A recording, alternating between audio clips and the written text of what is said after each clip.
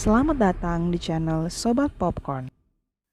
Di video kali ini, aku akan menceritakan alur sebuah film yang berjudul Inside Man. Dibintangi Denzel Washington dan Clive Owen, film ini termasuk salah satu film dengan alur cerita paling apik yang pernah aku tonton. Oke, tanpa berlama-lama, langsung kita masuk ke alur ceritanya. Dimulai dengan memperlihatkan seorang pria bernama Dalton Russell yang terlihat seperti sedang berada di sel sempit suatu penjara. Pria ini menceritakan bahwa ia baru saja melakukan suatu tindak kriminal terhebat dalam sejarah. Ini bukan semata-mata soal kejahatannya, tapi bagaimana cara ia melakukannya dan apa tujuannya. Penasaran? Dan inilah Inside Man. Pada siang hari yang cerah, terlihat sebuah mobil baru saja tiba di depan sebuah bank bernama Manhattan Trust. Semua orang terlihat berpakaian sama, turun dari mobil itu sambil menurunkan berbagai peralatan. Setelahnya, mereka pun masuk ke dalam bank tersebut untuk merampoknya. Untuk melancarkan aksinya, salah seorang dari mereka mengarahkan senter infrared ke arah semua CCTV dalam bank tersebut, sehingga kamera CCTV menjadi silau dan tak bisa merekam apapun. Setelahnya, mereka pun melempar bom asap dan mulai menyergap semua orang di dalam bank tersebut. Menyadari ada asap yang keluar dari bank, salah seorang polisi yang bertugas langsung menelepon satuan polisi daerah tersebut. Namun seorang perampok keluar dan mengancamnya. Jika ada polisi yang mendekat ke bank tersebut, maka ia akan menembaki semua sandera. Satuan polisi yang merespon laporan tersebut memberikan tugas kepada Keith Fraser dan Bill Mitchell untuk menangani kasus tersebut. Dengan penuh percaya diri, mereka berdua pun langsung pergi menuju tempat kejadian. Dan kapten polisi bernama Darius juga turut ikut menangani kasus tersebut. Sementara itu, semua petugas polisi dan para reporter kepo sudah berkumpul di tempat kejadian. Di sisi lain, pemilik bank yang bernama Arthur Cash mendapatkan laporan bahwa salah satu cabang banknya sedang dirampok. Sementara itu, para perampok membawa para sandera masuk ke dalam tempat penyimpanan uang. Setelah itu, meminta para sandera untuk mengumpulkan semua dompet dan handphone yang mereka miliki. Namun, salah satu karyawan bank yang bernama Peter tidak mau menyerahkan handphone dengan alasan ketinggalan di rumah. Merasa dibohongi, perampok itu pun mencoba menghubungi ponsel Peter, dan ternyata ponselnya ia lempar ke salah satu ruangan yang berada tepat di belakangnya.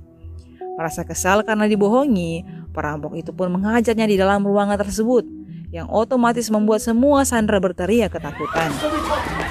Setelah itu, para perampok memisahkan sandera laki-laki dan perempuan, lalu menyuruh mereka untuk menanggalkan baju masing-masing dan memberikan sebuah seragam untuk mereka kenakan. Para perampok kemudian menggilir sandera di berbagai ruangan dalam bank tersebut, dan sesekali mereka memasukkan diri mereka sendiri secara diam-diam ke dalam kelompok para sandera untuk membuat para sandera yang asli bingung akan siapa perampok yang sebenarnya. Di sisi lain, ada seorang sandera lansia yang ternyata memiliki riwayat penyakit jantung. Merasa kasihan, perampok itu pun mengeluarkan pria tersebut dari sana. Namun, karena seragam yang ia kenakan sama dengan seragam yang dikenakan para perampok, polisi pun langsung menahan pria tua tersebut. Sementara itu, Arthur, sang pemilik bank, menghubungi seorang wanita yang bernama Madeline White. Ia mengajaknya untuk bertemu di suatu tempat untuk meminta bantuan Madeline yang memiliki kemampuan khusus. Di sini diketahui bahwa ternyata Arthur memiliki sebuah kotak deposit penting yang berada di dalam bank tersebut. Kotak itu berisi barang yang sangat berharga yang dimiliki oleh Arthur, dan ia meminta Madeline untuk mengambil kotak tersebut. Di sisi lain, salah seorang perampok wanita sedang sibuk menggali sebuah lubang di dalam suatu ruangan di bank itu. Di sini masih tidak diketahui apa tujuannya membuat lubang tersebut. Sementara itu, Keith dan anak buahnya berhasil mendapatkan rekaman CCTV dalam bank itu. Namun sayangnya, semua CCTV telah dirusak oleh sebuah senter yang tadinya digunakan oleh perampok tersebut. Tak lama kemudian, perampok mengeluarkan salah seorang sandera lagi dari bank tersebut. Masih dengan pakaian yang sama, kali ini sandera itu membawa sebuah kotak yang tergantung di lehernya. Ternyata kotak tersebut berisi pesan negosiasi yang ditulis oleh para perampok. Di sini mereka meminta sebuah bus dan satu buah jet jumbo dengan bahan bakar yang terisi penuh lengkap dengan seorang pilot dan terparkir di ujung landasan pacu bandara. Mereka memberi waktu hingga jam 9 malam. Jika permintaan mereka tidak dipenuhi, maka mereka akan membunuh satu sandera setiap jam di depan kamera CCTV.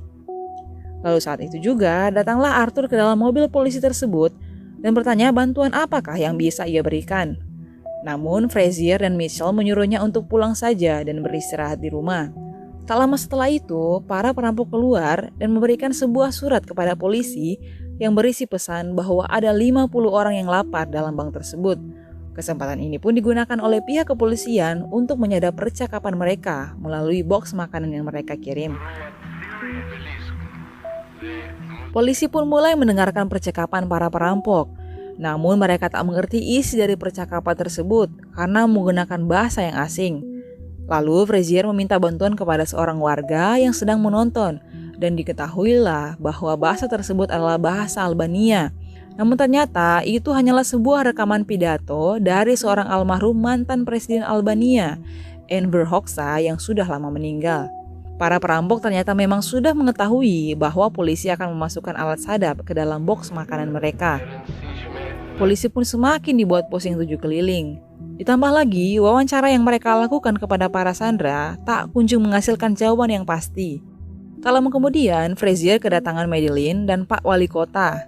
Di sini, Wali Kota meminta Frazier untuk bisa melibatkan Madeleine dalam kasus ini. Setelah itu, Frazier menelepon Russell, sang perampok, dan memberikan telepon tersebut kepada Madeleine. Lalu, Madeleine mulai menawarkan negosiasi kepada Russell, bahwa ia hanya ingin masuk dan memastikan bahwa mereka tidak mengambil isi kotak berharga nomor 392 yang dimaksudkan Arthur. Russell pun mengizinkannya untuk masuk ke dalam bank tersebut. Di sana, Madeleine mencoba memberikan tawaran kepada Russell berupa uang tunai sebesar $2 juta dan mereka akan mendapatkan jaminan 3 tahun penjara yang akan diberikan oleh Arthur dan Madeleine. Namun rupanya Russell tidak tertarik dengan penawaran yang diajukan oleh Madeleine. Di sini, ia hanya penasaran dengan kotak yang berusaha dilindungi oleh Madeleine. Namun, Madeleine tidak mau memberitahukan isi kotak yang ia maksud. Tetapi rupanya, Russell telah mengetahui bahwa kotak dengan nomor 392 tersebut merupakan dokumen penting bagi Arthur. Russell pun memberitahu Madeleine bahwa Arthur mendirikan Bank Manhattan Trust ini dengan uang yang ia terima dari Nazi yang mengakibatkan kematian banyak orang Yahudi selama Perang Dunia Kedua. Ia lalu menunjukkan dokumen penting tersebut kepada Madeleine sebagai bukti untuk melawan Arthur di pengadilan nanti, yang akan membuat Arthur tersudut dan membantu para perampok tersebut. Madeleine pun akhirnya keluar tanpa membawa hasil apapun. Sudah mulai lelah dengan kasus ini, Frazier menelepon Russell dan mengatakan bahwa mereka akan mendapatkan pesawat untuk digunakan Russell dan kelompoknya. Di sini, Frazier juga mengatakan suatu permintaan, yaitu untuk masuk ke dalam bank tersebut dan memastikan tidak ada satupun sandera yang terbunuh di sana. Setelah itu, Frazier pun masuk ke dalam bank tersebut. Terlihat keadaan di dalam bank yang sangat sunyi dan menakutkan. Melihat ada orang yang datang, semua sandera pun menangis dan meminta pertolongan. Frazier pun mencoba berbicara kepada Russell dan memintanya untuk keluar dari depan dan menyerahkan dirinya. Namun Russell berkata bahwa memang ia akan keluar dari pintu depan jika ia sudah siap. Why don't you just walk out the door? I will walk out of that door when I'm good and ready. Merasa curiga dengan desakan Frazier untuk keluar, Russell pun bertanya apakah ada tujuan lain yang akan dilakukan Frazier terhadapnya. Namun Frazier sendiri menjawab bahwa ia tidak memiliki tujuan yang lain saat ini selain untuk meramal kekasihnya. Namun ia tak bisa melakukan itu karena ia tak memiliki cincin untuk diberikan. Oleh karenanya jika ia berhasil menangkap Russell dan menuntaskan kasus ini, ia bisa segera dipromosikan lalu ia pun langsung bisa meramal kekasihnya. Ketika Frazier hendak keluar dari sana, ia mencoba melawan Russell dan mencoba membuka penutup wajah yang dipakai Russell, namun gagal.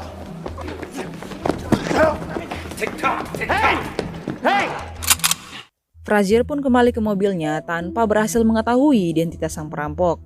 Dan saat itu juga, ia mendapat telepon dari Russell yang mengatakan kepadanya untuk mengarahkan CCTV mobil polisi ke arah lantai 2 bank itu. Lalu, perampok itu pun membunuh salah satu sandera yang ada di sana. Ini merupakan peringatan kepada Frazier atas apa yang ia lakukan terhadap Russell sebelumnya. Setelah penembakan itu, Darius menghubungi kapten mereka dan ia mencoba untuk mengambil alih kasus tersebut karena menurutnya Frazier tidak mampu menemukan jalan keluar. Ia pun berencana untuk menyerbu bank tersebut dengan kesatuan polisi bersenjata.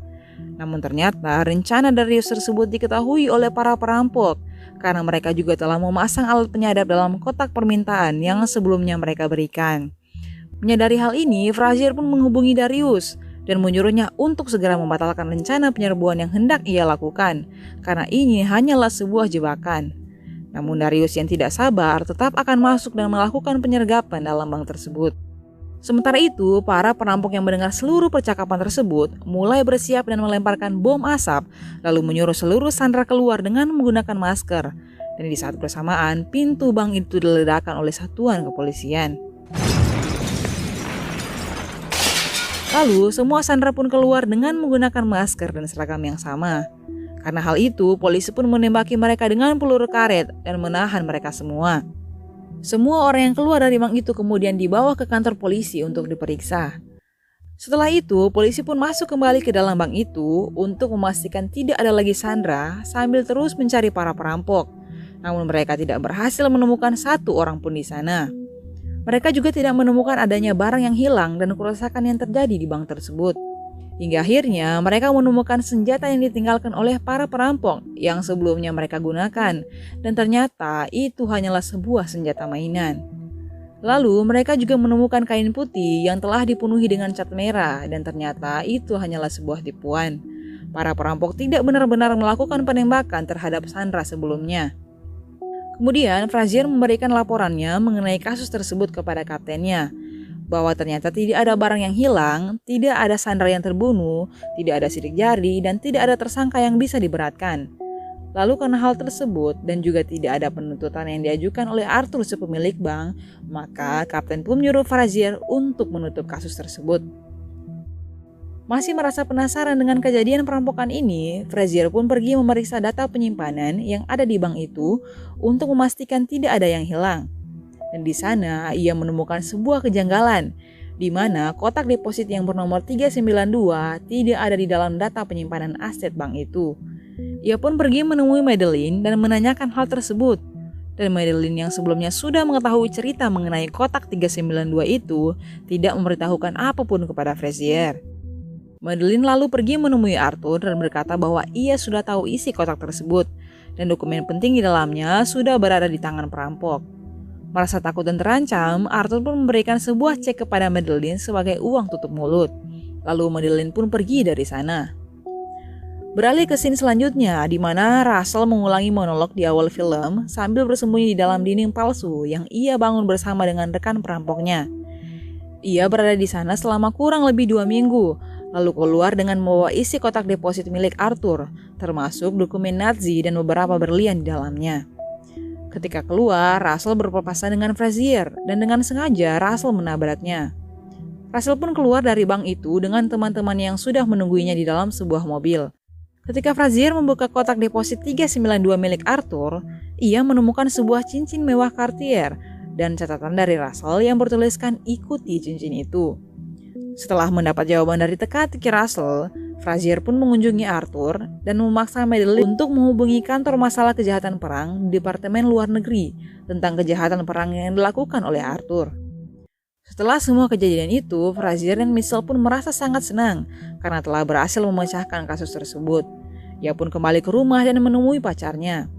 Saat itu, ketika mengeluarkan semua barang-barang di dalam sakunya, ia menemukan sebuah berlian dari dalam sana. Frazier pun menyadari bahwa Russell yang sengaja memasukkan berlian ke dalam kantongnya ketika mereka bertabrakan saat di bank. Menyadari hal ini, Frazier pun tersenyum dan mengingat perkataan yang sebelumnya ia katakan kepada Russell bahwa ia hendak melamar kekasihnya namun tak memiliki cincin untuk ia berikan. Dan film pun berakhir. Masih bingung dengan filmnya? Oke, ini saatnya aku bahas. Jadi yang kita lihat sebelumnya bahwa Russell berada di dalam sebuah sel sempit di awal film, ternyata itu bukanlah penjara, melainkan sebuah ruangan kecil yang ia bangun dengan teman-temannya. Dan ia bersembunyi di sana selama 2 minggu lamanya, sambil menunggu situasi dan kondisi bank berjalan normal seperti biasanya. Inilah alasan mengapa mereka begitu lama dalam bank tersebut. Ternyata mereka membangun ruangan yang nantinya akan ditempati Russell. Dan akhirnya Russell sendiri pun keluar dari depan bank tersebut dengan aman dan tentram, seperti yang ia katakan kepada Frazier sebelumnya, bahwa ia akan keluar jika ia sudah siap. Oh iya, masih ingat dengan lubang yang sebelumnya digali sama seorang perampok perempuan? Ternyata lubang itu digunakan Russell ketika ia hendak buang air besar, guys. Dan banyaknya makanan yang ia minta adalah untuk dirinya bertahan selama kurang lebih 2 minggu di sana. Walaupun tentunya ia juga sudah membawa persediaan sendiri. Sementara para perampok yang lain telah keluar bersama dengan para sandera pada waktu polisi menyerbu bank tersebut. Dalam hal ini, karena semua orang berpakaian sama, maka secara otomatis semua orang menjadi tersangka. Maka polisi pun menginterogasi mereka satu persatu, namun tidak berhasil menemukan kesimpulan apapun tentang siapa tersangka yang sebenarnya. Secara mereka tak saling kenal dan sesekali para perampok juga memasukkan diri mereka sendiri ke dalam kelompok para sandera untuk membuat mereka bingung. Asli ini keren banget sih. Lalu apakah kasus tersebut dilanjutkan? Jawabannya tidak. Apa alasan Arthur tidak menuntut? Karena jika ia menuntut sama halnya dengan ia menggali kuburannya sendiri. Karena ia mendirikan bank tersebut dengan uang yang Nazi berikan atas kejahatan yang ia lakukan terhadap bangsa Yahudi pada kala itu. Di mana seperti yang kita ketahui bersama, orang Yahudi pada waktu itu merupakan golongan bangsawan yang dirampok dan dibunuh oleh Nazi secara besar-besaran. Lalu pertanyaannya, apakah Russell jahat? Atau apakah ia baik? Silakan teman-teman simpulkan sendiri dan komen di kolom komentar ya. Dan pertanyaan yang terakhir, apakah Russell merampok hanya untuk membuka kasus tersebut dan tidak mendapatkan apa-apa? Jawabannya tentu tidak. Sekali selam dua pulau terlampaui. Dengan teknik dan rencana yang sempurna, Russell berhasil lolos dengan membawa isi kotak 392 yang merupakan berlian hasil rampokan Arthur terhadap bangsa Yahudi. Arthur sendiri juga tidak mendaftarkan berlian tersebut karena merupakan barang haram istilahnya gitu. Jadi Russell bisa membawanya tanpa dituntut. Namun apabila kemungkinan Arthur menuntut Russell, Russell sendiri juga memiliki bukti penting dokumen Nazi yang merupakan kejahatan Arthur, sehingga Arthur sendiri tidak bisa berbuat apa-apa. Oleh karena itu, kasus tersebut akhirnya ditutup atas kemauan dari Arthur sendiri. Gimana? Keren gak filmnya? Aku sendiri nonton 2 kali loh baru aku paham dengan alur ceritanya, guys. Oke, demikianlah alur cerita film kali ini. Sampai jumpa di video alur cerita film lainnya. Salam Sobat Popcorn.